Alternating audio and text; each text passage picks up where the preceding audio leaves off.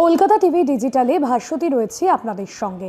সোনার দাম গত কয়েকদিন ধরে কিন্তু অনেকটাই পতন হয়েছিল, বলা যেতে পারে উল্লেখযোগ্যভাবে পতন হচ্ছিল, যার ফলে মনে করা হচ্ছিল বাঙালির যে উৎসব রয়েছে অর্থাৎ বর্ষবরণ রয়েছে, অক্ষয় তৃতীয়া রয়েছে, বাঙালির উৎসবের আগে সোনা কেনার দিকে সকলেই ঝোঁকেন। আর উৎসবের মরশুমেই সোনার দামে পতন দেখে অনেকটাই স্বস্তি পেয়েছিলেন মধ্যবিত্ত বাঙালি।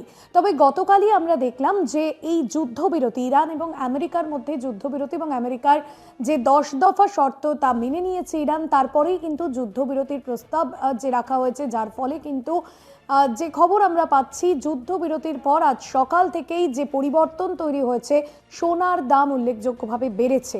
অর্থাৎ গত কয়েকদিন ধরে যুদ্ধ পরিস্থিতির কারণে সোনার দাম কিছুটা কমছিল, তবে যুদ্ধের পরিস্থিতি বা যুদ্ধবিরতি হওয়ার পরেই কিন্তু সোনার দাম অনেকটা বেড়েছে। কীরকম কী দাম রইল কোন কোন শহরে সেটাই বলবো আপনাদের।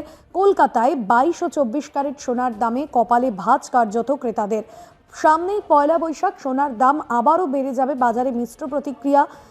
কলকাতায় 10 গ্রাম 22 ক্যারেট সোনার দাম 1,41,000 টাকা, 10 গ্রাম 24 ক্যারেট সোনার দাম 1,53,820 টাকা, দিল্লিতে 10 গ্রাম 22 ক্যারেট সোনার দাম 1,41,150 টাকা, মুম্বাই 10 গ্রাম 22 ক্যারেট সোনার দাম 1,41,000, 10 গ্রাম 24 ক্যারেট সোনার দাম 1,53,820 টাকা, আমেদাবাদের ক্ষেত্রে 10 গ্রাম 22 ক্যারেট সোনার দাম 1,41,050 টাকা।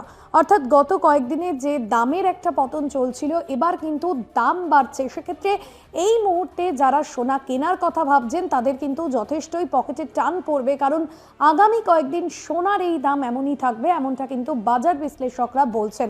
সেক্ষেত্রে নববর্ষের আগে বা অক্ষয় তৃতীয়ার আগে সোনার দাম আরও বাড়তে পারে, এমনটাই মনে করা হচ্ছে, এমনটাই মনে করছেন অর্থনৈতিক বিশেষজ্ঞরা।